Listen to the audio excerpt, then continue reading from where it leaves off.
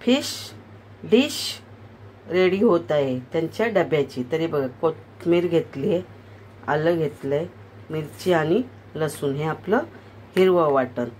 तर चला डब्याची तयारी करते या। हे बघा काळा चहा पिते, या चहा प्यायला।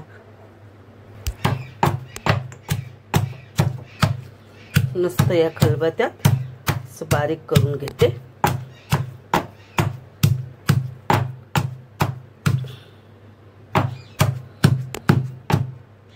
तरी बघा आज आपली नवीन फिश, तर हे आमटाला आहे आणि हे फ्राय करायला आहे। तर हे आपलं ही आहे, हे बघा पिवळी वाम, छोटी होती, मग आता त्यांना ऑफिसलाही देणार आहे। तर ह्याचं मी आंबट करते आणि ते पीस एवढे काढलेत ना, ते सगळे नाही तळणार मी, एक 4-5 पीस तळायला घेणार आहे। तर रेसिपी तुम्ही शेवटपर्यंत बघत राहा।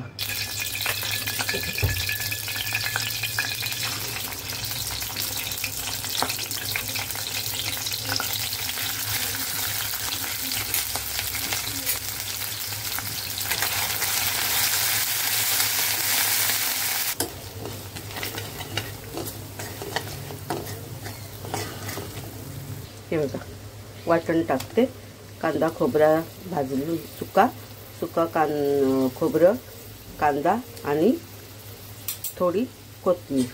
तर हे वाटण टाकते मी त्यामध्ये।